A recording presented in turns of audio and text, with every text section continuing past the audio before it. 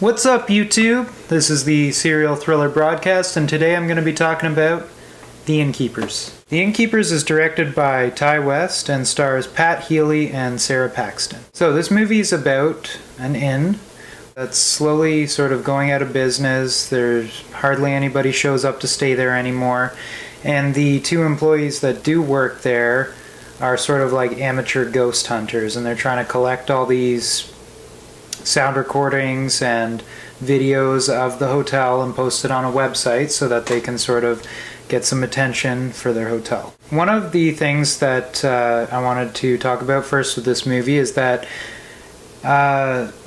it's something that's kind of tough to find in horror movies nowadays, and that's likable characters.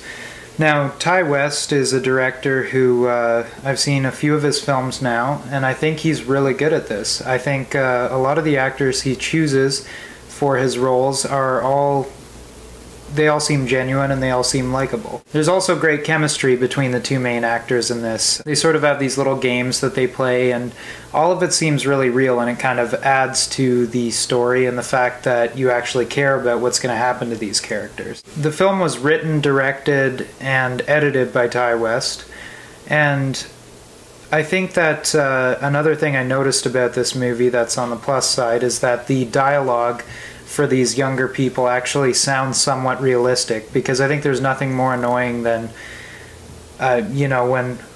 when you get like a Michael Bay action movie and the young people are talking to each other and it just sounds so outdated and nothing they're saying is something that you'd actually say to your friends. I guess sometimes it feels like some screenwriters and stuff like that, it's like they're struggling to stay relevant with some of the stuff they say, but when Ty West does it, he's a younger guy himself, so it just seems natural with the dialogue. Something I didn't like about the movie, or at least I'm kind of on the fence about, is they did fall into some of the fake scares that you get in a lot of movies these days. And for example, there's the friend scaring the other friend, and then there's the bird flying out of the cellar type thing.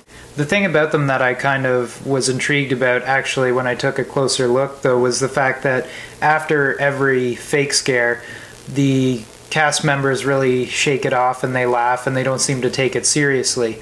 So I'm almost wondering if this was something they did on purpose in order to sort of make fun of it. Like each fake scare seems like a joke instead of just, a big audio spike and then you're supposed to be scared. Speaking of audio spikes, though, there are some shots later in the movie when things really do start to get scary and sort of pick up, where the scary things happen on screen and there is no sort of audio to go along with it. And I think that's hard to do. When you can sort of show that kind of terror on screen without using any of the cliche tricks, it's pretty impressive to give somebody a start without, sort of turning up the volume on them. This movie is basically a ghost story. There's ghosts in it, and the ghosts were done very well. They were very sort of practical in the way that they were done. There was no sort of CG that I noticed anyways. But the makeup was really, really good, and they managed to make these people look really freaky. And one of the other reasons I thought that the fake scares with the animals and the friends and stuff like that were intentional in the way they were done is that when they do decide to scare the audience in this movie, it's the audio spike comes sometimes after the actual scare itself, so it's sort of like more like focused on when the character actually becomes frightened as opposed to the audience, like if there's somebody standing behind you. Then the audio spike comes when the actual character is frightened and not the audience, sort of more involved with the story as opposed to just trying to scare you in a tried, tested, and true way. So all in all, I bought the movie. I actually had to order this one. It was tough to find, and I'm actually looking for a couple more of Ty West's movies. I've seen 3, and I think he's a great director, but I chose to start on The Innkeepers because out of the 3 that I've seen, it was actually my least favorite. But still, I think a great movie and a little bit different than some of the horror movies you get sort of cranked out every year. This is the Serial Thriller broadcast, and if you feel thrilled, chilled, and fulfilled, hit the subscribe button.